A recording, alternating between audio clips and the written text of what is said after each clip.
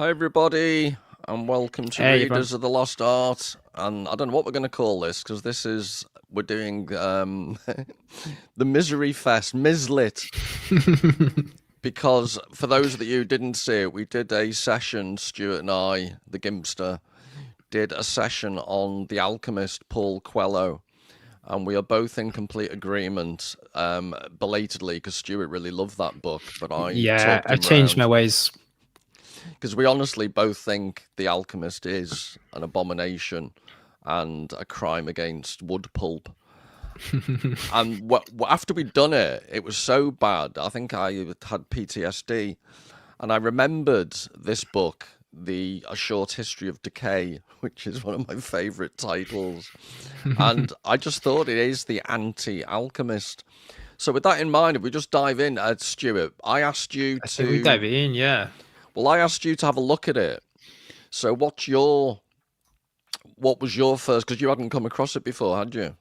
No, it's interesting because you shared that online version that had the introduction. I can't remember which commentator or which philosopher had written the introduction, but I think he said in it, this is the sort of book that you kind of stumble upon. I think he said he was just in a bookshop and he just saw it on the shelf and started reading it. And it's the same. I'd never heard of Cioran before, and I'm not really like a big fan of nihilism as a philosophy, although it's a catch-all term. It's not that I don't appreciate it. It's just something that I haven't really kind of got into. And you just randomly told me about it, and I thought, oh, that sounds quite I cheery and don't do anything interesting. randomly, Stuart. You meant with lapidary words of wisdom. I contacted you and Ah, said, "Here is an amazing book. Read it, you ill-educated gimp, you." here's what you need. Yeah, and I started reading it, and I think it's fantastic. Not just in themes, but his writing style. It's just it's very poetic. It's dark, but dark with a purpose. So yeah, I mean, I'm really quite into him at the moment. I've started picking up a few of his other books, and I'm looking forward to getting stuck into this one. Yeah, because just complete trivia. I didn't realize, the MEM Cioran. Mm. It's completely made up. He was in a bookshop. I think it might have been Paris, and he saw a book by E.M. Forster, and he fancied giving himself a middle initial. But That's interesting. apparently, it gets more interesting. The people who were doing the early editions were translating his work. Yeah. They guessed what the M was as a Romanian middle name. So they had this big scholarly debate what his middle name was, and he never had one. Yeah. So they made up with, typical scholarly diligence. They Yeah. claimed they knew his middle name. But I just thought that was vaguely amusing that he just decided he wanted to sound a bit more literary. But Yeah, it does indeed. yeah, there's various things. One thing I'd say to viewers is there's an essay. I think it's called something like "Writing Against Himself," but there's an essay by Susan Sontag, who was quite a famous public intellectual, and she wrote an essay all about Cioran, because I think you said, or Cioran, we'll keep mispronouncing it and offending Romanian Yeah, people. I don't know how to pronounce it properly. But I haven't had a good look online. But you said there isn't an awful lot on him. No, like he's a very private person from the biographical background that I've actually been able to find through Romania websites. There's an interview with his partner. So he had a long-term partner that he met in Paris that he lived with. He's a And kept from man, what basically, yeah. he was, yeah. And from what I understand about him, he left Romania. So obviously Romania has quite a few political problems. He was linked to the fascist party or something, or he wasn't a member of the party, but he kind of flirted in He fascist politics flirted for with the it. I think time, was it the Iron Fist or something suitably something like dramatic, that. yeah. Yeah, which he kind of seems to renounce. But he had, I think his father was an Orthodox priest. That's right. Very strict man, which I think kind of some of his pathologies probably come from, and his mother, I think, suffered from depression. So he was born into misery by all accounts, and Aren't we he all? had exactly, yeah, and he suffered from insomnia, I believe. This is one Yeah. of the kind of the No, anecdotes about chronic him. insomnia, yeah. Yeah, Which is a and there's shame. It's ironic, isn't it? Because if he'd have watched us, that would have cured him. it would have stayed If he'd have awake. watched us studying his book, Yeah. he'd be So in a what coma. He would have passed out. Well, our proud sessions, it would have knocked him out. But what's really interesting about him is that this interview with his partner, she basically said during the day he acted like a normal person. He would interact with people. He wouldn't necessarily have friends, but he would go out. He would go and enjoy a coffee in a cafe. He would go to the beach. He enjoyed nature. But then on the night, she said that he just turned into a different person. He became this almost kind of like macabre, like a vampiric character who just locked himself in his study, and he would write these purely toxic thoughts. And I believe he had a posthumously published journals which have some very dark thoughts and things in. So, sorry, I've been told off online my pronunciation of French is atrocious. But so you pronounce for me Cahiers. Cahiers. Like the magazine Cahiers du Cinéma. Yeah, Cahiers. Yeah, well, I think he produced voluminous. He had notebooks basically in English, but he had notebooks full of his dark thoughts. Yep. And I think they haven't I think they translated bits, but not all of them by any means. So there's like an abridged version in English. Right, I was going to say to people, we are going to get, because you're just tempting people with the text, but we are going to get to the text. But I would like to do more than one session on this. As the general bloviator, I've decided that I just think it's so beautifully miserable that we're going to have to do more sessions. So I just wanted to talk more generally.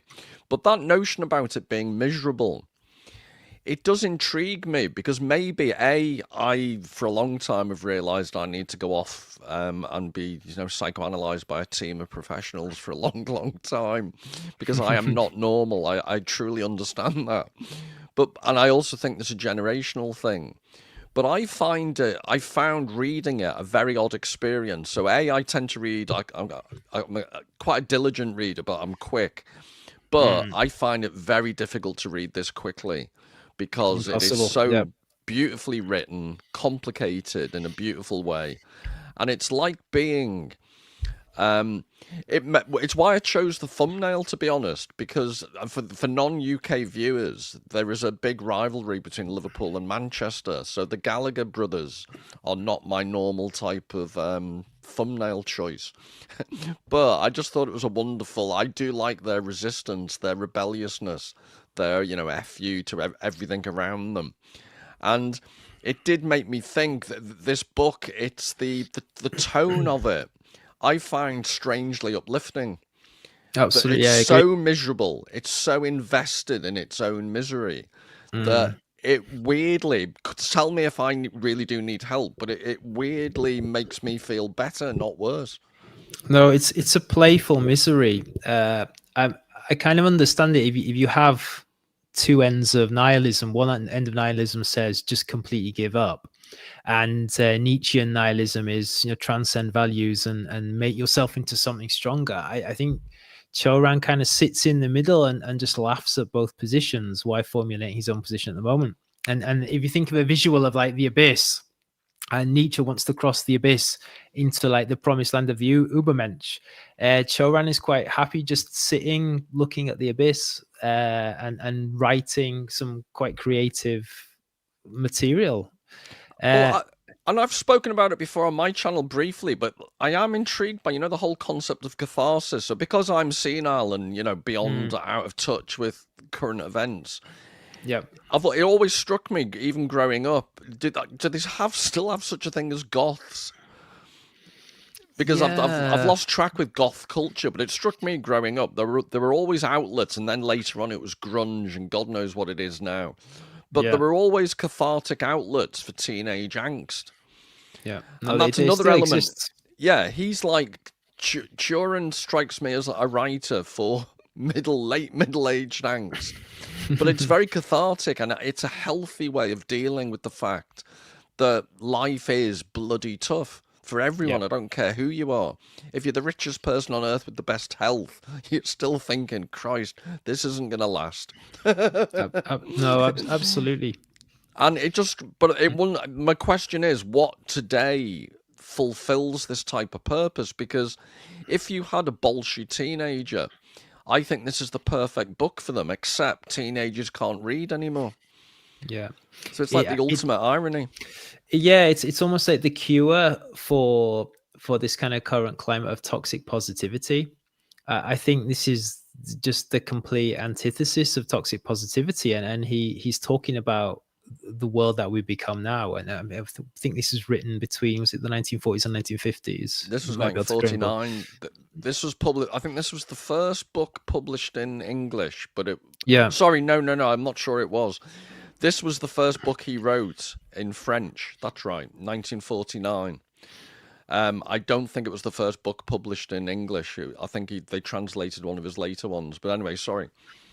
No, I was just kind of going a long way around to say that the books he wrote in Romanian first were very personal. So it was all about his personal angst. So it would have been kind of the equivalent of a teenager, moaning about how unfair life is. But this is the book, I think, where he starts to kind of systematize and become like a bit of a detached observer, not just of his own misery, but of the misery of existence in his opinion. And I think he breaks down everything. I think the best philosophy is a philosophy that's not pushing an ideal. It's the philosophy that breaks down all ideals, even to the concept of there being ideas and values, in order to build something else, build a resilience. And I feel that this book, and I think the trouble with being born as well, which I want to get into at some point as well down the road, is this idea of, if you're the sort of person who sees the problems in life, if you're the sort of person who sees the troubles and how bad life can be, and the usual strategy of blocking that out through positivity or having a goal or values or religion or whatever, if you're the sort of person who can't do that, how do you still continue to exist? And I think this is his answer to that.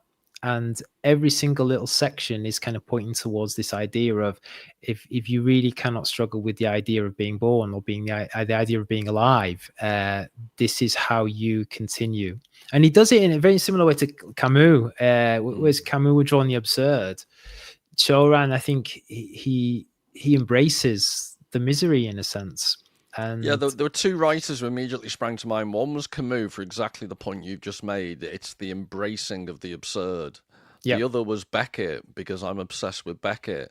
And he's friends with Beckett, wasn't he? Well, when I did a talk on Krapp's last tape, I was thinking this self-examination, the way Sontag talks about Cioran writing against himself in a way, that reminded me of Krapp's last tape, someone who's trying to analyze their own life and memories. But it leads me into my next thought, which was about, I'd read this years ago as a precocious late teenager, I think it was. But, you were at Gothwaite, or we no, well, this was University Library. Instead of buying, Susie and the Banshee records or Morrissey, I read stuff like this. But what I didn't fully appreciate at the time, because books grow with you, or you grow into books, I think. Yeah. But it was in the title, a history. The word history, I think, is actually crucial. And I want to get it stuck into the text, but as we go along in future, I'd like to talk more about Nietzsche and more about the role of history, which he mentions in the title. He mentions a lot in the text, It's not just about him and his own personal struggles, which I totally understand. That's how a lot of people would relate to it. I also think it's a very important book for understanding the state of our current culture, and the way in which it must be like, obviously we lack the historical perspective on our own position from the future, but it's slightly akin to the fall, decline and fall of the Roman Empire. I do feel like we're living in the end times of something. Absolutely, yeah. And there is this sense of decay, and there is this sense of the end of something, because so much of previous Western culture is on its knees. And who knows, happy clappy, in 20 years' time, we could be looking back and saying how much better things are. But somehow, the Cioran in me doesn't think that. But anyway, do you want to dive in so we can start? Yeah. So should we just take it aphorism by aphorism, and we can scroll through? Here we go. I think this, out of everything, is probably sets everything up and is the most important aphorism in the book. What do you think? Can you, is there any way I need to There we go. I need to make it bigger. I just have. I might be able to zoom in a bit. No, it's fine now. It was me. I have this. Yeah, that's brilliant. Yeah, the concept of fanaticism, if you want to try and not prove, but if you want to get a sense of how relevant this is today, I'm working on a video that's going to be about the hysteria of certainty. I'm thinking of calling it, and it was directly influenced by this. His notion of fanaticism, this idea that people believe so wholeheartedly, and they have a sense that they are completely right, and they are the most dangerous people. So without wanting to jump ahead, at one point later on, he talks about con men and swindlers never killed millions of people. Yeah. It's the people with the best of intentions. You know, the path to hell is paved with good intentions. Yeah. And I've always been a strong believer in that. And I think it goes to my constant obsession with promoting art for art's sake. Because if you're looking at beautiful paintings, if you're reading complicated books like this, you just don't have the energy to go out and piss about and interfere in other people's lives. Yeah. And that's all I ask for, is for idiots to stop interfering in my life, which is quite difficult for them because I lead a, very isolated, misanthropic life. Yeah, they have to find you to body. They have to really make an effort to come and piss me off, I tell you. Yeah. But yeah, I mean, if we take the maxim, like, belief is the death of intelligence, I think Cioran takes it one step further, and it's not just the death of intelligence, it's the death of other people. Like, the true believer becomes the fanatic, and those who do not share the belief of the true believer become a potential victim. So already he's getting into the historicity, or the human history is this, kind of procession of absolute ideals that gazump the next ideal, resulting in hundreds, millions, billions of corpses. So it's quite a dark thought, really. Yeah, while it's fresh on my mind, I would recommend to people, because in this context of, fanaticism and totalitarianism springs to mind. George Orwell obviously always gets mentioned, but I'd really flag up to people, is it Arthur, but Kessler's book, Darkness at Noon. It's a brilliant psychological study. It's much less recognized than 1984, but it's about a party, a parachick, this major figure in the Communist Party, and how he eventually gets caught up. The revolution always eats its own children. He gets caught up, and I think the end of the book is plot spoiler, but he gets led off to be executed. But it is a truly brilliant psychological analysis of exactly the things I think Cioran is talking about here. Yep.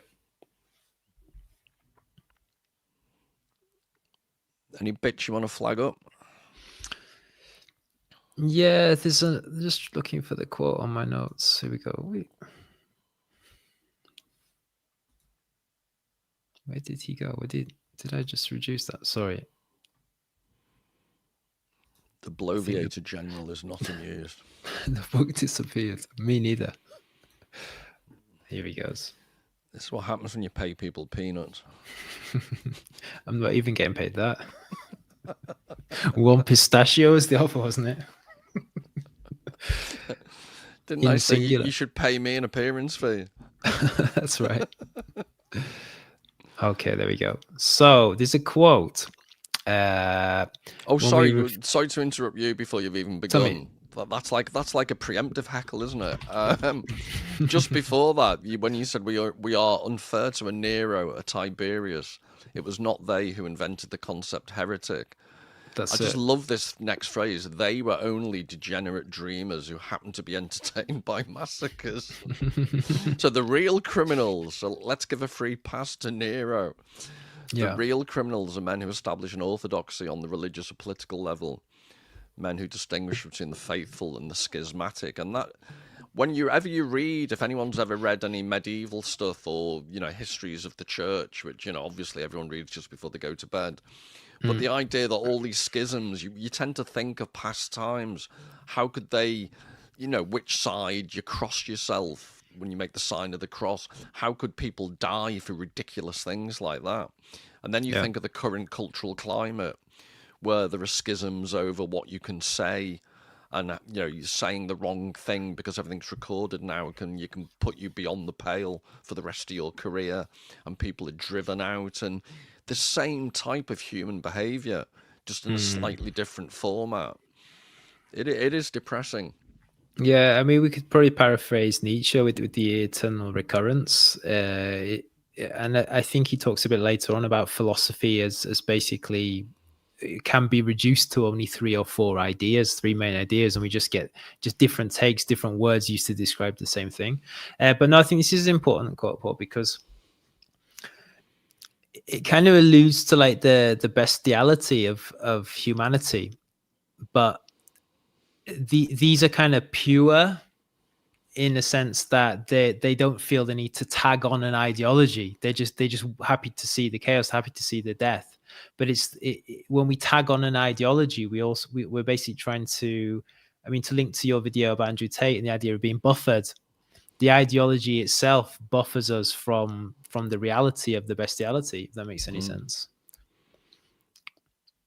But, no, people can do absolutely horrific things in the name of. Yeah. But I always have to. I think you're of a similar mind. In formats like this, I hate dragging any politics into it because it just divides people straight away. Absolutely. But I can think of a couple of so-called health-related issues in which the most horrific things are done, but because there's a supporting ideology, people are never confronted with the physical reality of what they're proposing. Yeah. And I do think this hiding behind words and philosophy that it then enables atrocious acts. This concept of buffering is interesting. The phrase there, the Promethean megalomania, I think Susan Sontag in her essay, when she's got this constant theme that Cioran is writing against himself.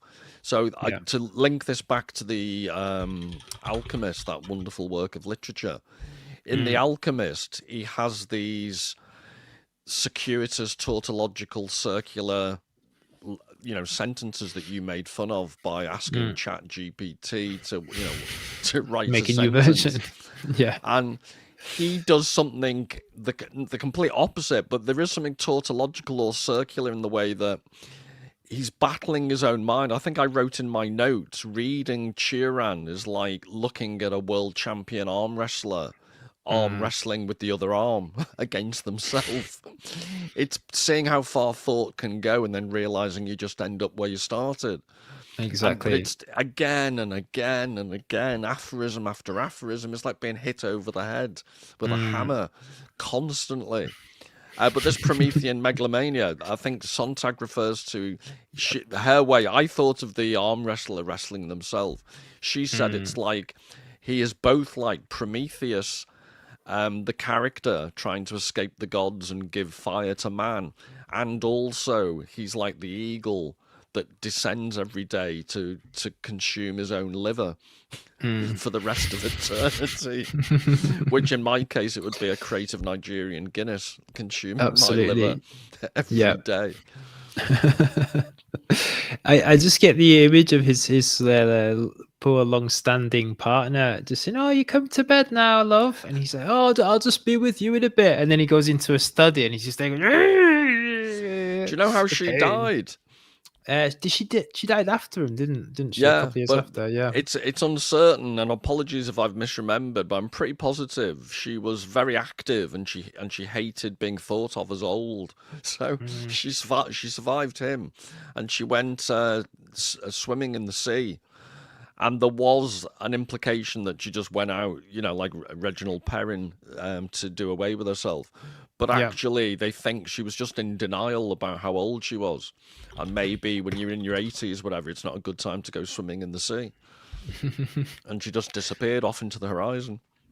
Oh, so she have you ever seen that film, The Plague Dogs? No. Have you seen Watership Down? Is The Plague Dogs a George Herbert adaptation? It's an adaptation, yes. It's originally a book, but there's a scene George at the Herbert. end. He wrote is it the same guy who wrote The Fog? I'm just going to keep interrupting you with questions. No, it might be. But there's just a scene at the end where they just go off into the sunset. to inevitable death, but there's this kind of slight hope. Oh, well, maybe we'll find the promised land, and it kind of reminds me a bit like that. Well, isn't there a penguin? There's a meme. There's a penguin walking off into the distance because it thinks all the other penguins are idiots. Didn't you see it recently? It became a massive meme. God, you must be out of touch. If I know something that's popular and you don't, yeah, and I know nothing about popular culture. No, there's this. It's really sad. There's a big load of penguins on the edge, all congregating, and one particular penguin turns around and just starts wandering off into the distance on its own. And they're saying, "Oh, it probably knows a better route." You know, these people who read The Alchemist. Oh, this will be great. He'll find the El Dorado of penguinhood, when in reality he's going off into a miserable, lonely death. But everyone's saying that penguin, at least he's striking out on his own. See, it's Cioran the penguin, really, isn't it? Yeah. he's accepted the void. But no, on page 4, we got this quote about the skeptics. Now this idea of skepticism and cynicism. Racing ahead to page 4. Jumping ahead. You're out of control, Stuart. Back to page 2. Page 2. If everyone doesn't know, is this recurring joke because when we're doing our Proust video, I think we were on page 2 for like 2 sessions, like 3 hours worth of page 2. Yeah. Paul kept saying, "Go back, go back." Forward ahead. Yeah. You're the penguin in that shirt. You're the penguin of fashion. Well, I put this shirt on just so if I start to get a bit depressed because of the text, I could just like look at this shirt and feel happy with these flowers. But then you forgot people have to look at you in that shirt. No, that's true. Yeah, but I'm a selfish individual. But anyway, skepticism and cynicism. I think he talks about Diogenes a little bit later on. In kind of, I think one of my favorite aphorisms. What do you think about this kind of significance of this, Paul? Because he's kind of one of the criticisms I have about Cioran. It's not a criticism, but it's just an observation.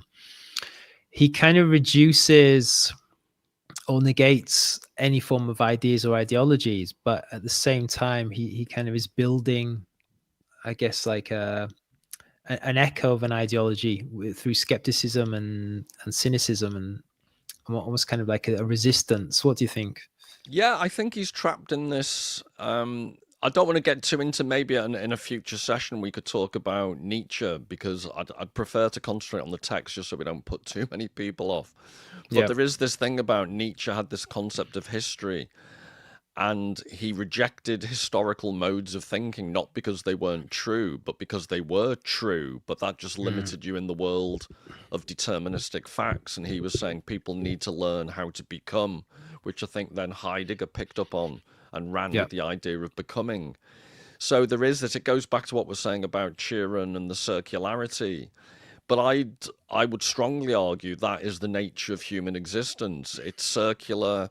It's getting up every day, struggling through repetition, enjoying things as best you can, trying to find meaning. Like you said, Camus, trying to find meaning in the absurdity of everything we do. I think I'm ahead of the curve because my daily life is so patently absurd. It's like a Camus paragraph every single day. But I loved this. You could use what you've highlighted as a quotation or a motto for my channel, in the sense that only the skeptics or idlers or aesthetes, so this concept of the aesthete, it's a notion in Kierkegaard that I want to explore in future videos, because he's my other obsession at the moment, Kierkegaard, because they propose nothing. You know, what I want to do on my channel with your help, all I keep ever promoting is, you know, get engaged in art, test yourself, have your own responses. Don't necessarily, you know, if everyone stopped watching me and went off and read or went to an art gallery, I'd be happy as anything. Yeah. Because I'm not trying to, you know, and I've thought about this, you know, lots of channels have one really rigid theme or topic they never deviate from. And we're probably people guilty. Falling over.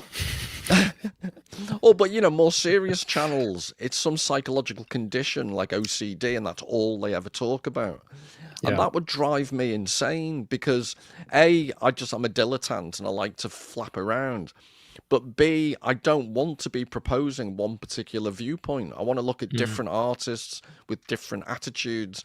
Admittedly, nearly everyone I look at has a miserable undercurrent. So I'm slightly contradicting myself, but we did look at The Alchemist, just to be fair, and I thought we tore it to shreds. we gave him a very fair hearing, I thought. But there is this sense that I love this, what you've highlighted here, because it is my, for want of a better word, philosophy about art. I am proposing nothing. I'm just asking you to go and engage with art. And I don't care, as long as it's good art, and I interpret good art really widely, then, what's bad? But it's this idea, he's identifying they're humanity's true benefactors. They undermine fanaticism's purposes, analyze its frenzy. And it might sound completely out of touch, but I just think if more people were in touch with art, the ideological frenzy of overly certain, hysterically certain people would sense it quicker, or it would be more off-putting than it already is. You wouldn't be able to tolerate someone if all you ever did, and that's why I struggle tolerating the world as it is, because if all you're doing is reading and looking at beautiful art, this ideological certainty that we're confronted with, this fanaticism that's everywhere around us, it's just it's horrible. I'm going off on one. No, it's a good point. I mean, to summarize, I think what you're saying is that nowadays people are looking for answers, quick, short answers, because that's what culturally they've been programmed to look for. When actually, I think it's through philosophy like this, the answer really is that there is no answer, only experience. That there is no truth, only the day to day. And if an answer were to be formed from that, I guess, kind of subjective truth, it is to just get out there, stop consuming, stop looking for answers online, stop going on YouTube looking for this is what you need to do, and just go out and find your own truth. So you see, certainly through like literature and art, that gives you a bit of a grounding for that. I think Pyro here is he was the founder of the Skeptics. Yep. And it is interesting. On another occasion, we can maybe look into. I've always thought of St. Paul, and I was brought up a good Catholic, but St. Paul to me was like the Peter Mandelson of the church. He was responsible for this manipulative marketing of Christianity. So I think that's why he's making this contrast. And interestingly, you said Cioran's father was an Orthodox priest. I think he was. He had the qualification of it's not the same in the Orthodox Church. I think they have more than one, but he was a very high level, and they referred to him as a pope. But like I say, it's not like the Catholic Church where there's only one pope, and unfortunately, the last 2 or 3 have been absolutely rubbish. But I risk digressing, and you're encouraging me to. I can sense it. To digress, but the notion of the skeptics, I think Pyro basically didn't write very much. It was all about his followers, what they remembered of what he said, and also he basically kept himself to himself. So you may disagree with skeptic philosophy, but he's not foisting it on anyone. No. Yeah, I think that's the main takeaway from this section, is that when you start to foist it upon someone, then it becomes violent. It becomes I guess like a self-defeating violence. Can you remember the Diogenes story, the lantern? Didn't he go around at noon with a lantern and he said, "I'm looking for someone, an honest man," or something? Yeah, it's something where lies an honest man among you, or something like that. But and the other one is there's a famous painting I've forgotten from, because I really am going senile. I can't remember anything anymore. Who are you? But there's a famous painting where Diogenes is living in a barrel. Yeah. And Alexander the Great, who at the time was by far the most powerful man in the world, says to Diogenes, "What can I do for you?" He's standing over him with his arm outreached. And Diogenes said, "You can stand out of my sunshine." Yeah. I thought, what a brilliant line. Just basically, bugger off, leave me alone. You're standing in the way of the sun. Yeah. So we like Diogenes, don't we? We do. I would just love to go full Diogenes. I mean, it's kind of like my. Well, I'm almost there, because I could get a bath more often. True. Our shower's broken, which is a bit annoying. So I haven't had the shower for quite a while. Need to call the boiler man. but not quite yet. Hola, buenos días. Mi caldera es kaput. That was like Manuel from Faulty Towers. Yeah. Well, that's Spanish for you. So, should we move on to the anti-prophet? Because I think...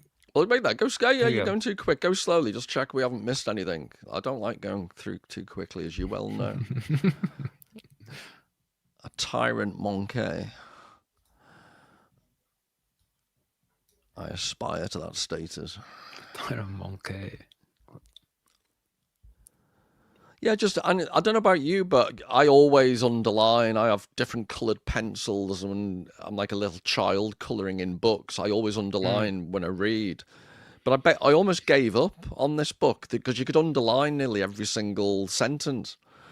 Yeah, no, the same thing happened to me. I mean, I try to put stuff on a document, and it just spoilt the joy. I just had to read each section and then think about it and then summarize it. And you pick the book up and it's not particularly long, but then I would say compressed within those 200 pages is about 1,000 words worth of reading, or 1,000 pages worth of reading. It's so compressed. Every single sentence has meaning. Like he's very sparse with his words, but he's brutally efficient at the same time. Yeah, and if I'm honest, there were times when maybe it was because the football was about to start and I needed to stop reading, but there were times when I was thinking, oh, this is getting slightly repetitive. I'm not sure about this. Because I started off the first 2 pages, it was like, oh my God, this is amazing. Yep. Then it began to wear a bit. And then, just as I'm thinking, oh, maybe I overhyped this in my own head, then it was brilliant again. And he kept bringing it back from the brink. You think he's overdoing it, he's gone too far. Nope, that's bloody brilliant again. That's the sense I got. And maybe it's just the way, because he's writing in aphoristic segments, it's percussive, isn't it? Might be the word. You feel like you're just being hit over the head again and again and again without a head guard by a mixed martial art fighter. Absolutely. It's not repetitive. It is... It is, I think rhythmic, as you say, but when a particular sentence comes through and really kind of punches you, it's just this kind of like, I guess like a voidistic shock of just like it hits you. Remember but that Ian Jury, Hit Me With Your Rhythm Stick? I remember that song, Hit Me With Your Misery Stick. This is that should be the backing music for Cioran. No, it really is. But as we said before, it's not depressing to read it. It's kind of I think purifying. One way to describe it. It's very kind of clarifying. What he's saying is like you don't necessarily agree with everything, but what he's saying is making you kind of question your own beliefs. It's breaking down your own beliefs in order to I'm not being performative. I honestly didn't have that effect on me. It was like talking to my alter ego. It's like a quiet pain with an old friend in the pub. No, seriously, I don't have insomnia, but that's one of the reasons I chose the thumbnail, to go back to that and this opposition to. It's why I found The Alchemist so difficult to deal with, because this happy clappy bilge. If you've ever hit your thumb with a hammer, the instant feeling you get. Yeah. Well, when I open my eyes in the morning, that's my base level emotion. Is the throbbing thumb. And the rest of the day just gets worse. Oh, no. So but for me, reading this, it's like I find it immensely peaceful, because I realize I'm not insane. There are people, not that I can think at this level. I just think the guy's an absolute raging genius. But if I could come up with one bon mot that's 10% as good as some of these, I'd be happy. So it's basically like a mirror being held up to you, isn't it, Paul? It's like, I'm not alone in the world. There's someone else in the void with me. No, it hasn't hit you yet. But one aspect of as you get older, it happened to Freud. I think he was on a train. Because I like to compare myself to people like Freud. He was on a train and a door swung open that had a mirror on the back, and he said he was shocked. Who's that old man in his nightgown? And then he realized it was himself. And whenever you begin to see yourself, because everyone has a memory of themselves 30 years, earlier. And when you see yourself reflected occasionally, it's like, oh my God, that person's let themselves go. Oh, that's me. I think for me, it's photos. When you look in the mirror, you still think, oh yeah, that's who I look like. When you see a photo of yourself, it's like, ugh. Yeah. Anyway, we're going down not so memory good. lane, and it's not a happy place. No, let's stay with this Cioran's misery instead. But it's the point I think we're both making in a, chatty, anecdotal way is the psychological value of reading what. This is the irony of ironies. I found reading Coelho deeply depressing. I find reading this life-affirming. It's the complete 180 degree of what you're expected. And this is one of the issues. What society expects you to do has become the dominant, this notion of influences. You're influenced into behaving, not necessarily how you genuinely feel, but how you think you're supposed to. Because of this culture of influence, rather than read the bloody book and respond authentically. Yeah. And my authentic response to Coelho was absolute horror that anyone could. 65 million plus people bought that bilge. Oh.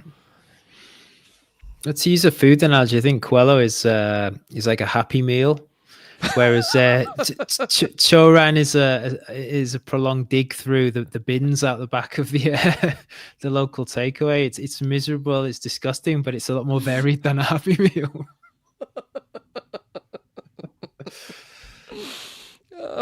That's too close to home.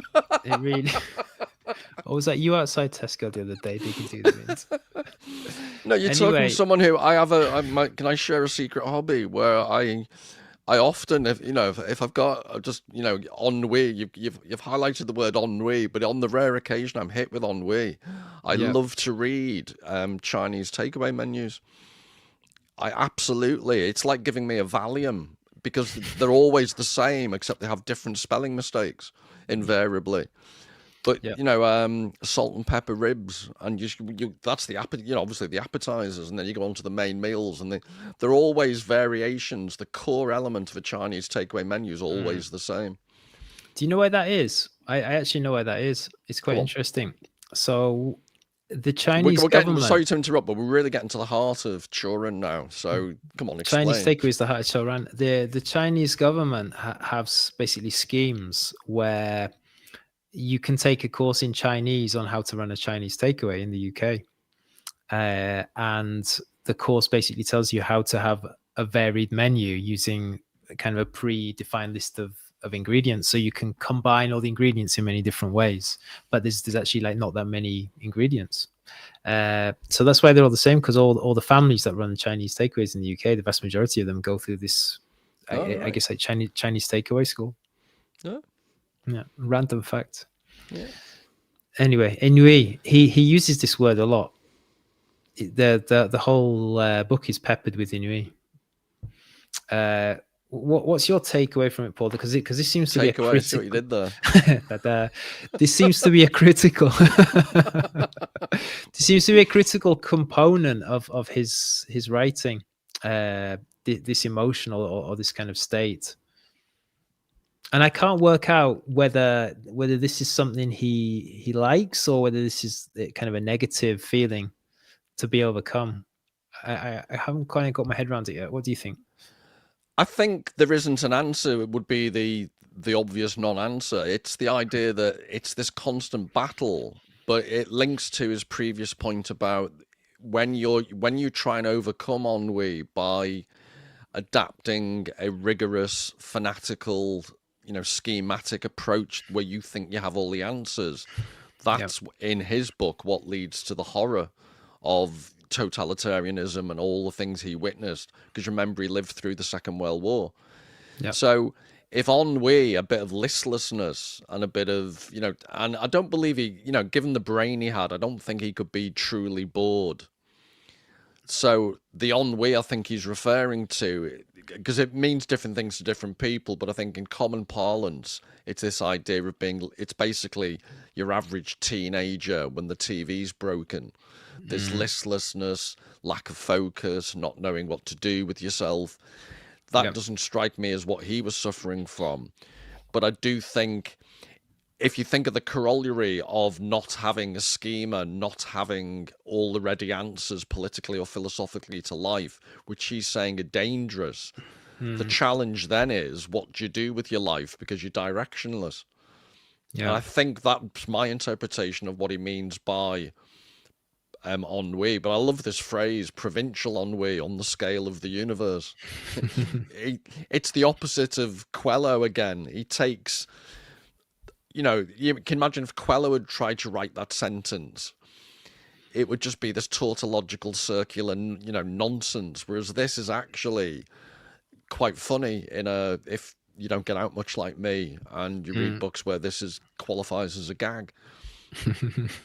Serious business, but it's I think you kind of hit the nail on the head there with he goes in this kind of circular argument. So it's if a grand narrative or an ideology leads to totalitarianism, he's proposing this idea of the non-idea of the skeptic removed, but then he's also highlighting the point that the skeptic or someone with no ideology, no teleology, suffers from boredom, potential to be suffered from boredom or a listlessness. The absence of the idea kind of calls forth the feeling that you need to have an idea, and that's what I think he's trying to overcome.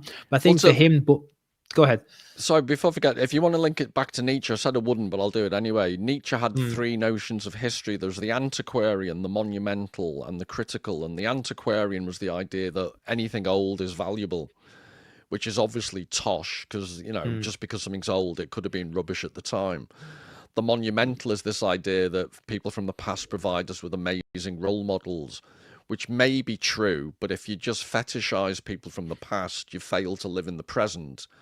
And then the critical might offer itself as some type of answer, because you have a critical approach to history, which allows you to be critical, which allows you to see history within your own purview. But that risks just becoming a form of condemnation for its own sake. And it risks all the things that he writes about, becoming fanatical, thinking you have the answers. So in Nietzsche's terms, there is no answer to the problem of history, because whatever of those three things or combination of those three forms of history you try and adopt, they all have their potential problems. And then you're back in terms of circularity.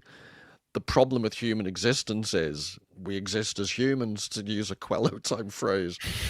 It's circular because that's what it is. Yeah. You have to get up in the morning, you have to put one foot in front of the other, you have to try again. And that's why he reminds me of Beckett. What I just said is like a line from a Beckett play. It's waiting for Godot. That's all that play is about. That's the provincial ennui, and that, I think what you've just highlighted there, you could use that on a flyer for a performance of Waiting for Godot, because he's talking about it's two Irish blokes on the middle of an empty stage with a tree, talking at a cosmic level about existential loneliness. That's what great art does, and I think that's why. And that's, you've just highlighted 1, 2, 3, 4. What's that? 7 or 8 words. Yeah. And yet, we could probably talk about that one phrase for a couple of hours, and that's one little phrase within a sentence, within one fragment of one aphorism. Yeah. And that's why I think it's so hard to cover this book in just one video, because I mean, every section is a video in itself. Every aphorism is content. It's just so the antithesis of Coelho. I mean, Coelho would take 50 words to say what's being said in 7 words here. Yeah, it's so antithetical to our founding principle of never achieving what we set out to do. So we really wouldn't want to do just one video. That would be that would be efficiency and effectiveness that's beyond our ken. It would be a travesty.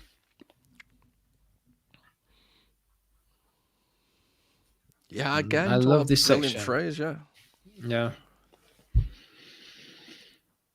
I would like to get to the bottom and understand his notion of evil a little bit better. I mean, the term evil is there's a lot that can be unpacked from it. I mean, I'm presuming here he means evil based on what he's seen in World War II. You know, death, destruction, kind of like ideological debasement. I'm not sure.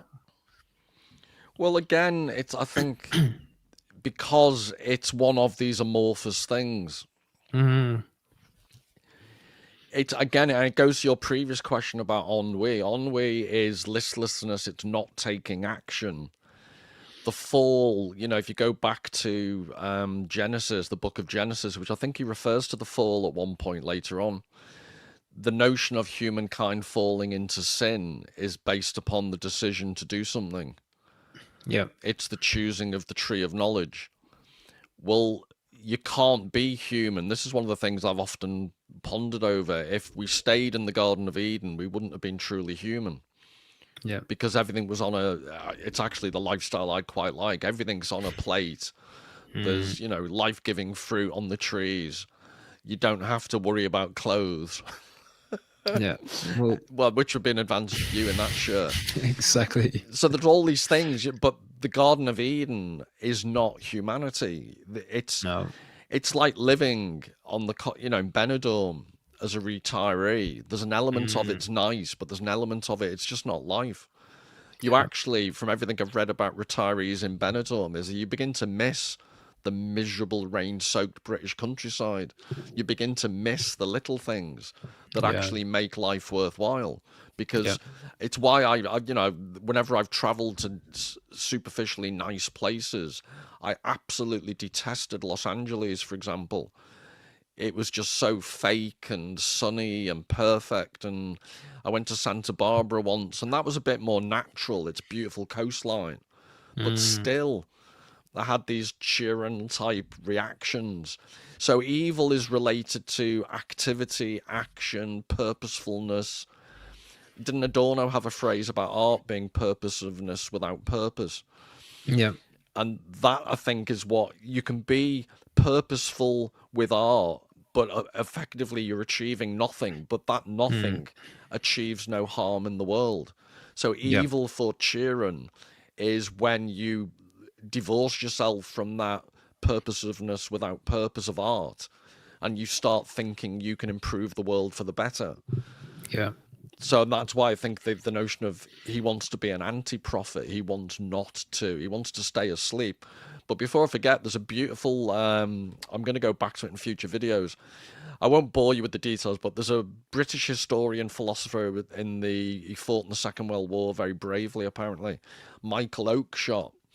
And he has this wonderful phrase where he describes civilization. He talks about myth as being the collective dream of civilization. And he says, science is attempting to wake us up from the dream. But what if science wakes us up from the dream and then we find out all we're left with is permanent insomnia, which I think ties quite nicely to his personal situation. And that's, again, this notion of evil. Science isn't evil in and of itself, but this idea that with science you can wipe out all of the previous cultural rich forms of human existence and only pursue the scientific. This is what creates the cultural equivalent of insomnia. Yeah. You suddenly find yourself in this dreamless state where you can never get to sleep.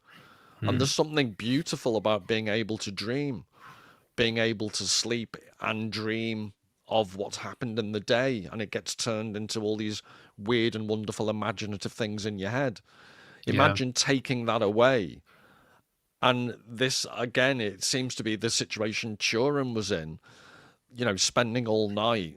At least he turned his insomnia into something incredibly productive. Something creative. Yeah, no, absolutely. Yeah. I think what's interesting here is that this idea with the anti-prophet is that the human existence, we feel compelled to find an answer. We're not just happy with no answer.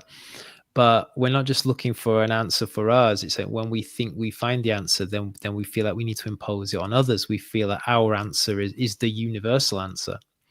And this obviously, I think, in terms of historicity, this is the big problem for Cioran. When we try to claim there is only one answer, and then like history becomes a procession of answers that take out the previous answer through violence. And again, sorry to, because we did say you could just keep quoting from that sentence, from snobs to scavengers, all expend their criminal generosity. Yeah. It's what you've just said, all hand out formulas for happiness, all try to give directions. Yeah. But I just all expend their criminal generosity. That is just an amazing line. It's all these paradoxical antinomies he puts together. Criminal generosity. Yep. Because I'm going off on a slight tangent, but it's always struck me the concept of altruism can be an incredibly selfish thing.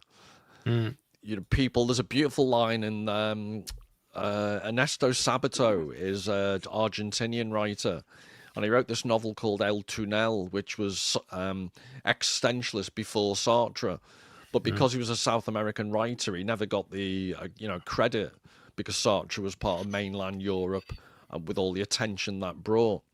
And this El Túnel is about life being a solitary tunnel. I think he says un túnel solitario y obscuro. Oscurio. I think it's lonely and dark, this tunnel. And he talks about his mother, I think it is dying. She's terminally ill. And he goes back to Buenos Aires to visit her from, very far away in distant Argentina. And when he gets to see her, she starts being concerned about him. Have you eaten? You look tired. And she's dying. And he says, so he's self-aware enough to know, but he said he luxuriated in the sense of being a good son, that he'd gone to visit his mother without sleeping and travelled all that way. So it begs the question, is there ever a truly altruistic action? Because if you enjoy doing good things for other people, there's an element of selfish enjoyment. Yeah. And that's always intrigued me, which I think, again, is this notion of criminal generosity. There's that implication that generosity isn't an unalloyed good. Yeah, I mean, I think there's a later aphorism that he talks about this. I'm just doing a quick scroll through my notes. Maybe we'll keep it for next time. But yeah, it's this idea that why do we do things for other people? It's because we expect to get something in return. Is there ever this true figure of someone who does not expect anything in return? And if there was that true figure, would they be a pitiful individual? Yeah, I think what I'm slightly disputing that, in the sense I'm saying, even if you can't realistically, so people do wonderful things for poor people, knowing often they won't get paid back by those poor people. But very few people tend to do wonderful things for poor people out of the glare of publicity. There's very few, multimillionaires go in the streets giving out free food to people who don't know who they are, and no one witnesses them doing it. Yeah, they always need nowadays, especially. Yeah, there's always a bloody camera. There's always, you're monetizing it, or there's always, if it's not about the money, you want the recognition that you've just done something good, like Sabato. The character, I think it was Pablo, Juan Castel. Sorry, Juan Pablo Castel, I think he might have been called. I'm just throwing out random South American names now. But it is, what I'm saying is, I think people get it's a solipsistic pleasure. So if no one ever gave them any gratitude, we do generous things for public recognition, but what I'm saying is, even when we don't, we get a really weird solipsistic feeling that I just did a good thing. Yeah, which in itself is selfish, because that's a physical, I guess, like ecstatic feeling. I feel good for doing that, just on a very baseline biological level. Rush of endorphins, the feel good factor. kind of, I think that comes even before we're doing this for publicity, or we're doing this for gain, or I'm doing this because I'm going to be rewarded in heaven in some future occasion. There's a biological tendency to feel good for doing those things, which in itself, to search for that rush of ecstasy for doing a good deed, it is itself argumentatively selfish. Yeah, absolutely. And Cioran is also aware of this, because he's constantly talking about people wanting. He doesn't put it quite in this phrasing, but he talks about wanting an audience, or wanting to be able to influence people. And as a writer, he can't avoid falling into that trap, because otherwise, why is he writing? He wants weird people like us to read it after he's dead. Yet, at the same time, he lived a life of relative penury. He never made it successfully, because guess what? This type of stuff doesn't sell 65 million plus copies. Yeah. So my defense of him would be, yes, he's trying to influence people, but he's not trying to ram a rigid schematic ideology down anyone's throat. And he's writing this type of stuff knowing it's going to appeal to so few people. Yeah. Well, I read that he rejected some literary awards. He was offered some awards. I couldn't possibly tell you which ones. I would have to do a bit more research, but he rejected them. Isn't the French one La Prix de Goncourt? It's something like that. Some literary award in France, or there was a couple of them. But it does beg the question. I mean, was he writing this as kind of a self-medication, and just happened to publish? But I think he was involved in the publishing industry in Romania before he moved to France. So maybe this was just the way to pay for the apartment. I don't know. But this thing about selfishness, it's not really even a tangential discussion, in the sense that it goes directly to this notion of the human condition. Yeah. If you can't do anything that's purely selfless, it's impossible. Just like all the aspects of human identity and existence that he talks about that end up getting you back to where you started, you can't escape. You can't do a purely selfless thing, because there's always this selfish feeling of feeling good. But that doesn't mean... So then he leaves you to your own devices. What do you do with that information? But at least you're aware of it, because he's identified the clash, the inescapability of the paradox. Yeah. And I think paradox would be one of the words. Another one note I made was Kafka. He reminds me sometimes, some of Kafka's short stories and parables are like some of these aphorisms. Yeah. And Kafka was all about the inescapability of the human condition. Think of The Castle, The Trial, Metamorphosis, all these short works that he did. Yeah. There's a phrase. You've gone off on an adolescent digital splurge now, haven't you? I'm struggling with it. It's like trying to talk to someone. I'm trying to do something serious to someone with ADHD and a disco shirt, just misbehaving themselves now. I'm setting up the next quote. There's a bit in there, the Anti-Prophet. I'm trying to remember the exact quote where he says, I've got in my notes, negating the internal prophet and the horrors of trying to make sense of life. And then he talks about frivolity as the antidote. But I'm trying to find where that quote is. Maybe it's just. Oh, and he talks about love. Does he say the love as the jewel of salivas? That is an amazing line.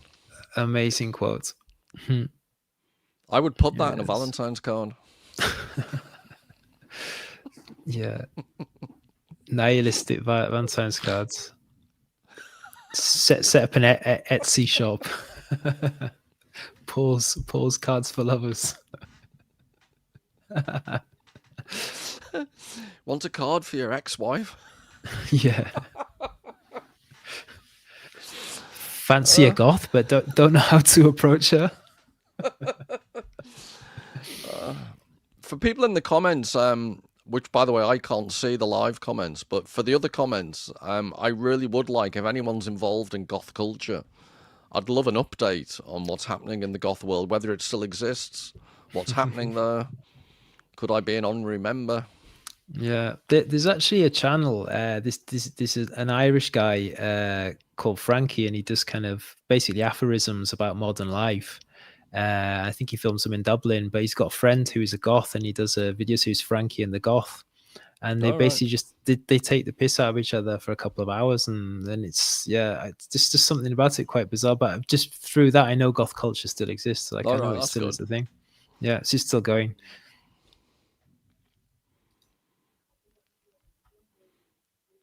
The ideally lucid, hence ideally normal man should have no recourse beyond the nothing that is in him. There's plenty of nothing in me, I tell you.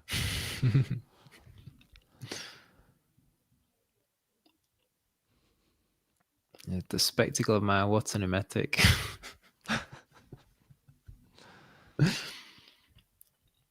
All the feelings milk the absolute misery of the glands. All the feelings milk their absolute from the misery of the glands. It's not absolute misery. Oh, yeah. My mistake. The glands are just the miserable vehicle of the absolute.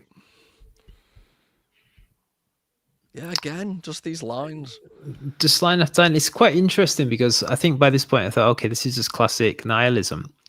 But then he seems to really kind of come back to this idea of the negation of existence, and he kind of questions himself on, is this enough? It is kind of withdrawing from everything enough, because you still need to reference yourself as something in relation to nothing. Does that make any sense? You can't fully withdraw, and it's like you said before, but to fully withdraw would be not to write the book. To fully withdraw would be not to engage in anything. Yeah, he still engages in this, and he does appear to take great pleasure in his aphorisms and his use of language.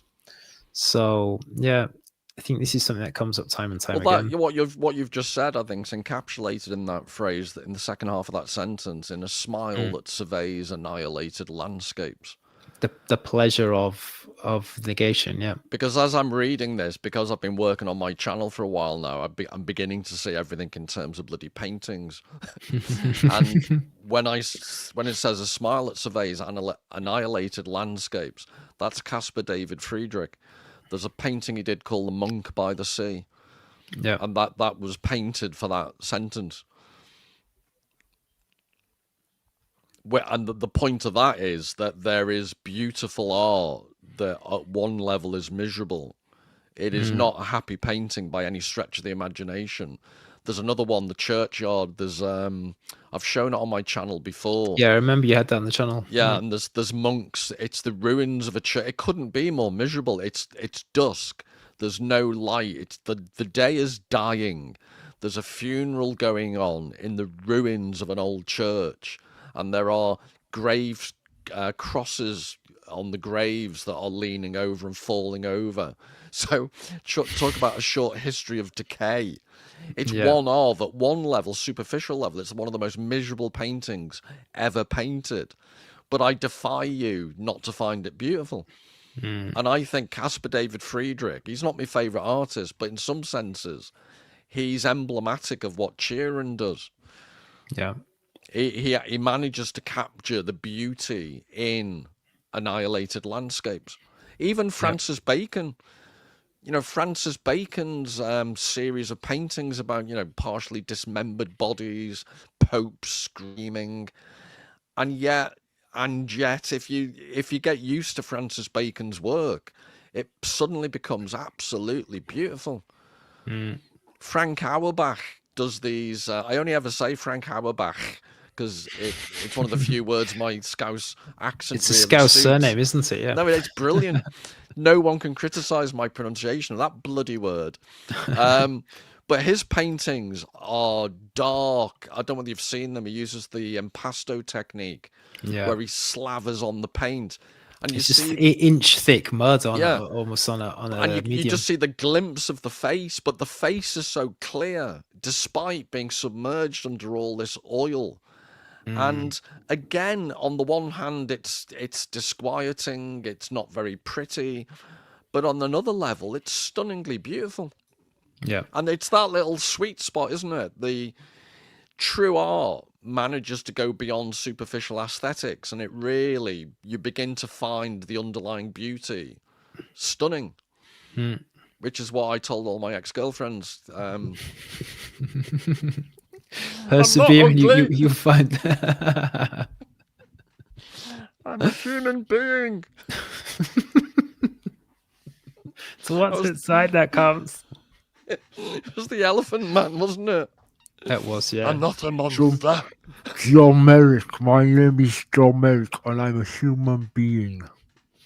Brilliant film. Absolutely brilliant film. Yeah. Oh Love it. dear. David Lynch. Wow, my God, what character. Yeah. You just completely distracted me now. Well, let's get back to the graveyard then. The graveyard of definitions. Yeah, I should have segued that with the Caspar David Friedrich. Yeah. Well, that would have been perfect. Hmm. It's one of those frustrating things. You never know what writers, in terms of because when he's writing, I also think visual art was more important in those days.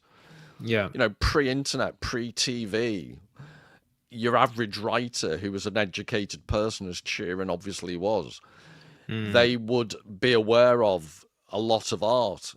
And even if they're not directly referencing it, even if they weren't even consciously referencing it, I'm always fascinated by what subconsciously and subliminally was in their heads when they were writing. So I'm making these associations with paintings and some of the things he's writing. I'm with Proust, for example, we're looking at. Throughout his book, he makes overt references. So the little yellow wall in the Vermeer painting, A View of Delft, Proust makes these things explicit. But that begs the question, how many writers of this era have got these images in the back of their heads, whether they know it or not? It's an unanswerable question. It just interests me. Yeah, so you're saying, is it something they're subconsciously encoding into the work, or do they sit and think, right, this is an idea I have, or this is an observation I have, and I'm going to try and put this into a kind of a hidden nugget or an Easter egg, I think you would use in modern terms? No, I think my sense is, unless they explicitly reference it, it's subliminal. I don't think they're consciously doing it, but it's my point about, to talk in his terms about the decay of our culture. When you are aware, subconsciously or consciously, when you've been inured, when you've been immersed, not inured, when you've been immersed, we are now inured. We're impervious to the effects of art because we've exposed to so little of it.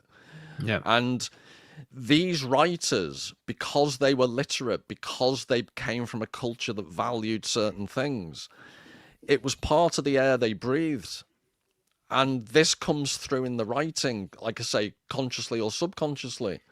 Yeah. I think it's very, very difficult to find anyone who could even approach this level of writing, because you can't help, it's a Marshall McLuhan type point, but you can't help but be affected by the current environment we live in. If you or I tried to write something this profound, in very subtle ways, it would be affected by TikTok culture, YouTube culture. Yeah. And that's something that A Short History of Decay, let's not forget the title of this book. I think some of the best works, like we're looking at Proust is arguably it's the best. I hate these, what's the best 5 novels ever written? It's one of the best novels ever written. Let's just say that. But it's at the end of Ulysses, James Joyce's, one of my other suggestions, is one of the best novels ever written. But these are at the end of the existence of the novel. Yes, people still write novels, but the novel isn't a part of society anywhere near as importantly as it used to be. The novel died, and just as it was dying, this is a Marshall McLuhan point, he says, when a plane breaks through the sound barrier, you can see the disturbance of the air on the wing, just as it enters a new realm. And I think that's true of literature. You got work like this, you got work like Proust, just as this culture was finally dying off. Which I would argue is more depressing even than this text, is the observation I've just made about we've failed to understand how truly depressing this is, because no one will ever produce this ever again. So you think this is kind of like the death rattles of the cultural milieu in which art was kind of formative, as in? Yeah, I think you've put your finger on it. This is like a putrid corpse that's, before it's putrefied, it's just about to die, and you hear this haunting, anti-mellifluous, gasping as the last death rattle, as you described it. I think that's a beautiful way to think about it. Yeah. And I think our channel should be sponsored by an Undertaker's. Absolutely, yeah. Well, just to draw on the positive energy of the flowery shirt, would you say there's a hauntology of this, like that missing dimension, that these works, because they're still in print, because we still have access, and there are still people like me and you and hopefully others who feel that missing. I think try to find the right words. Enchantment, I would say. That we're still drawn to these texts, even though they were the death rattles of a previous culture. They could form the basis in the future of a return or a rebuilding. What do you think? I'm not making we just totally screwed. No, we're screwed. I honestly think it's the question. If I can answer it directly with a historical reference, it's like Rome is about to be sacked, and you're asking a Roman, do you think things are going to get better next month? Just as some hairy vandal with a double-sided axe is about to chop your bits off. No. Things are sometimes that bad. And it would be interesting to put it in personal terms. I think I'm one generation the other side, whereby my education and mentality weren't perhaps the norm, but they weren't highly unusual. I think you are actually on the cusp. I think you're one of the last members of a generation that could see the new things coming. Yeah. So you were still mentally well formed when the internet hit. I was. Yeah. So I remember 1993 were the first websites from memory. So I'd had a classical education, and then the technology really hit. And then it came in. You were educated in the middle, but you still had access to the old-fashioned way of being educated. Well, I think early millennials, like me, because I was right on the cusp of millennial. I think 82, 83 is when officially millennials is cited as starting. We remember the analog. But then our formative years, our teenage years, were digital. So yeah, we remember what it used to be like, but then we were on the cusp. But we have enough awareness of pre-digital to make an informed, I guess, decision as to what is good or bad and what works and what hasn't worked. Well, again, to give you a very specific example, I've told a story on my channel where I watched Waiting for Godot. Talk about ennui. I was at home in Liverpool. I was about 16. There were only 3 channels on TV. It was late afternoon, so I think one of the channels wasn't even on. There's BBC One and BBC Two, probably.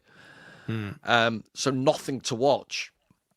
And Waiting for Godot comes on.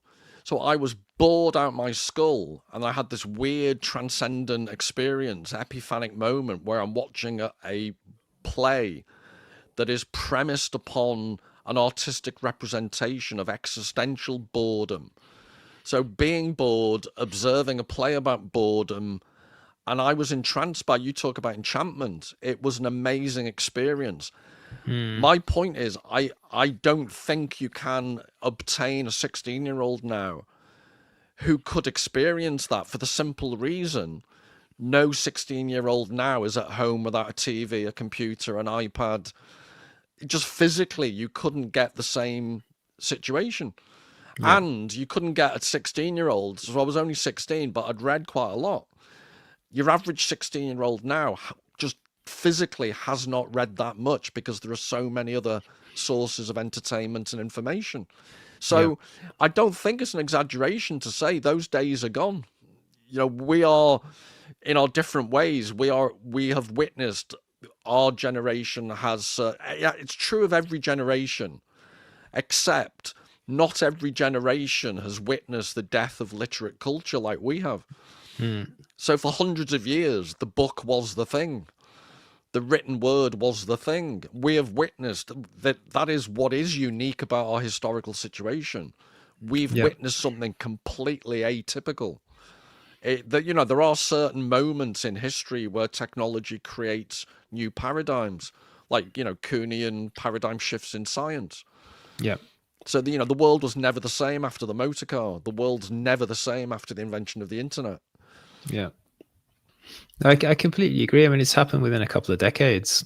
I mean, if we think of how quickly we went from printed books to Amazon Kindles, digital books, and then kind of where we are now with the kind of levels of reading. Now it's YouTube, even with video content. I mean, early YouTube used to be a decent mix of long form content, authentic content, stuff about people's lives, documentaries. And now with short form content, AI slop and things like that, we are just reduced into beyond banality, which hopefully this channel is an antidote for. But your question is, will it get better? No. There's a sad poignancy. As much as we might enjoy doing this, I don't think in 1 or 2 generations' time, we're not exactly setting the world alight with viewing figures anyway. But in 1 or 2 generations, can you imagine 2 people doing this? There'll be absolutely nothing. Well, just to draw on that point, Paul, I mean, something which has kind of shocked me a little bit about YouTube and content, and linking it to AI. There's quite a lot of channels that kind of propose themselves as being authentic kind of documentary channels, and you'll watch them and they're very slick videos and well put together. And I'm actually finding out a lot of the ones that I was subscribed to are just purely AI generated. They take pre-existing documentaries, pre-existing videos, websites, etc., and automatically convert it into a plausible sounding script that then automatically, like a system automatically generates the text to go with it. But they're so persuasive, and the AI aspect of it is so black boxed that the worry for me now is people are watching. I mean, if I can get fooled by it, then who else could get fooled by it? People are watching these channels of this content that is put across as authentic, authoritative, dealing with real, philosophical themes, etc. But it's just AI slop. It's junk. It's factually incorrect. It hasn't been fact checked. Well, one of the that scares me more. Well, you've put me, but then one of the, because I don't like being optimistic. One of the few things that does give me optimism, if you think of the alternative to AI, AI is incapable of producing our form of slop. You and I, we are beyond AI. AI could not demean itself enough to. We are the anti-slop. Well, seriously, if you think about it, AI couldn't demean itself to realistically portray how banal and puerile we are. Yeah. So it is our defense. AI lacks the lack of imagination that we're blessed with. Yeah. AI cannot plunge the depths of banality, is what you're saying. Yeah, exactly. We've got a USP on that. Yeah, AI is programmed to produce legible content where we just produce illegible content by default. And the other thing, but your point about AI, I haven't experienced what you've said about documentaries, but I've got a load of videos on my feed because I watch YouTube through the TV all the time, and it's to do with dog rescues, because I've always had rescue dogs. Yeah, and occasionally I get those as well for some reason. Well, occasionally though, there's this weird subgenre of videos whereby a dog chooses someone from a room full of people. And because I've always, my whole life, been surrounded by dogs, with my second nature is I observe how they move. And there's just little things you can tell the dog isn't real because it's moved in a certain way. And it's got seven claws and things like that. Well, you just realize it's a complete AI construct. This dog goes up to someone and jumps on them and makes a fuss of them. And it's actually not real. Yeah. But it took me 1 or 2 videos to realize. And I'm thinking, my God, why didn't I see that sooner? And again, you're saying, you have been trained in critical thinking about technology. If you could be fooled, here's someone who's been surrounded by dogs his whole life, and I'm momentarily fooled. Yeah, it really is disturbing. It truly is disturbing. I wonder what Cioran would think about AI. I mean, I think it would go beyond the imagination of anyone writing at this time to see where we really are now with technology. But this section you're talking about, the follows on from what you've highlighted. The idle, empty mind, which joins the world only by the grace of sleep, can practice only by extending the name of things, by emptying them and substituting formulas for them. Well, isn't that the definition of AI? Yeah. Well, I mean, before we got sidetracked, that this was going to be my point. That what I like about this book is Cioran. He really digs into language, although language is the medium by which he's communicating his ideas. He really goes into the deficiencies of language, and I mean, to kind of bring Heidegger into the fore.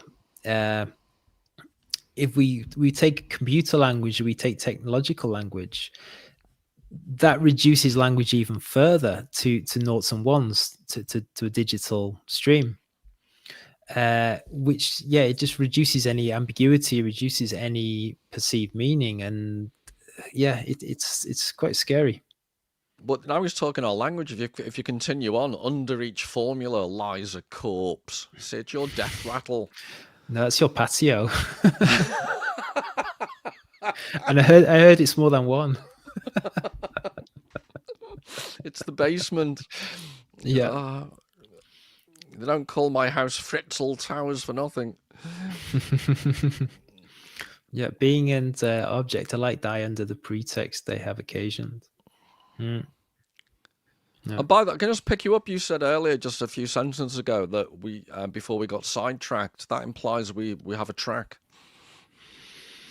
I don't see any track anyway. I'm looking around. So be more careful with your choice of language, please.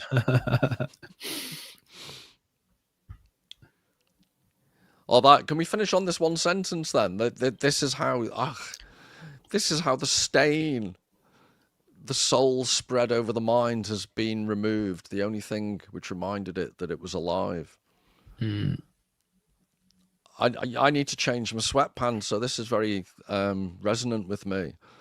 This is how the stain, the soul spread over the mind. Yeah. Can you carry on while I corpse on my own? No, I'm waiting for you to explicate the significance to you. It's nothing more. Yeah, it's nothing more significant than I haven't changed my sweatpants in a while. Oh no. No, but seriously, for a second, if we can, stop putting me off. This is how the stain, the soul spread over the mind, has been removed. Just what a inverted way of thinking about things. The stain, the soul spread over the mind. The soul, normally this thing that everyone values, deemed to be a stain that's spread over the mind. But he talks a bit later on about the soul. He really takes issue with the soul. But don't you just love it? He's using it negatively in a sense, the soul being a stain.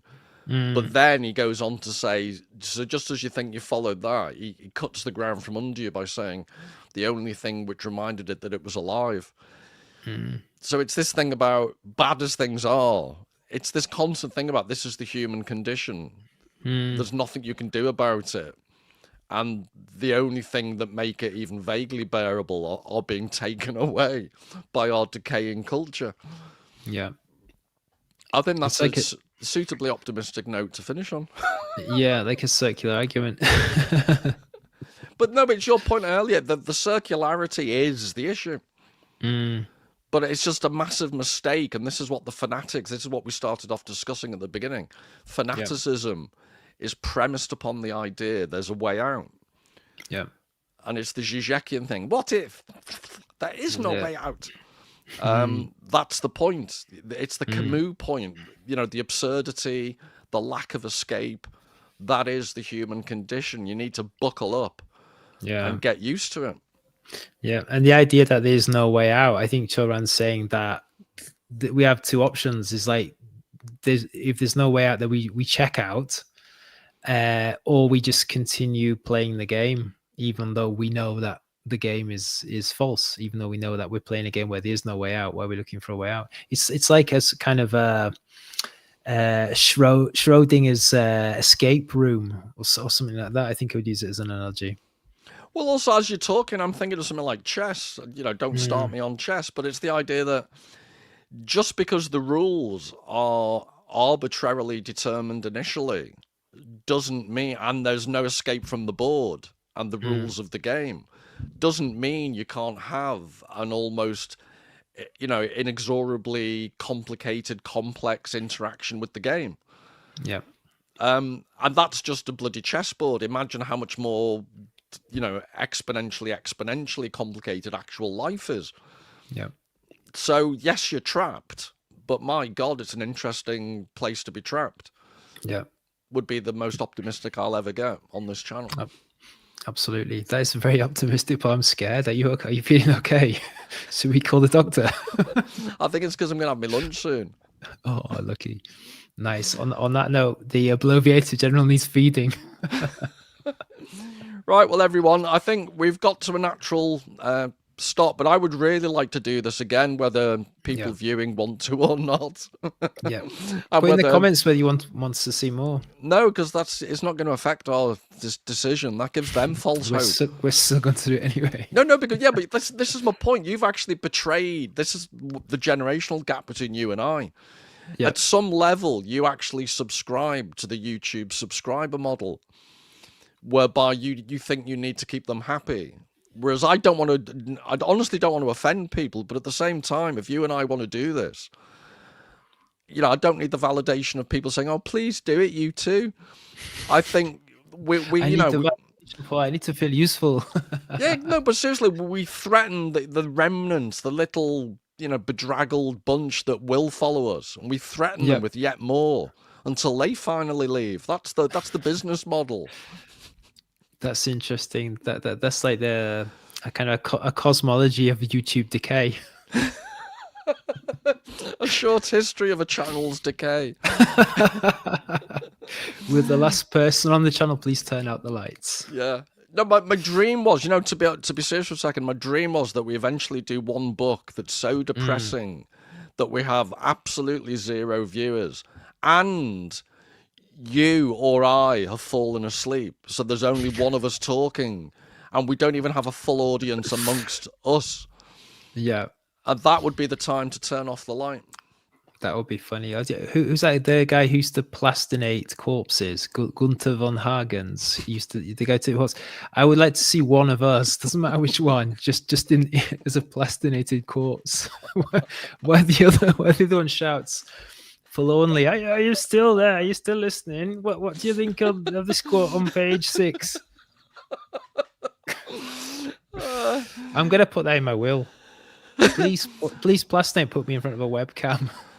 Right, so what I suggest is we do this again whenever you're the one with a life, I don't have a life. So whenever you can do this again, we should do it, because this was fun. I think, I don't want to slag off the Proust, but I enjoyed this more than the Proust. I don't know. Don't worry, I'm not giving up on the Proust. No. Oh, no, I'm not giving up on it. But I did. This was my favourite talk we've had so far. We've still got 4,000 pages to go. Yeah. 2 pages at a time. It's going to take us a while. So I'll be in touch. I'll put something on the site as to when we do this again. But we'll also... Is it 2 or 3 weeks we're doing Proust again? I need to double check. Yeah, roughly it's 2 or 3 weeks' time. We'll do another couple of Proust sessions every 2 or 3 weeks. Yeah, we'll get back to people. So thanks everyone for watching. Yeah, thanks for watching. It's been great. It's a fantastic book. I recommend anyone go and pick it up. I could just say hello to Dollar's mum, because this is we started at 7 a.m. American time, and she's belatedly shuffled into her living room in her slippers and hair curlers, which must be what, 8:30 in the morning. And but she did log on, so I'll give her credit for that. Yeah, thanks for turning up, Dollar's mum. Appreciate it. So take care, everyone, and we'll see you soon. All the best.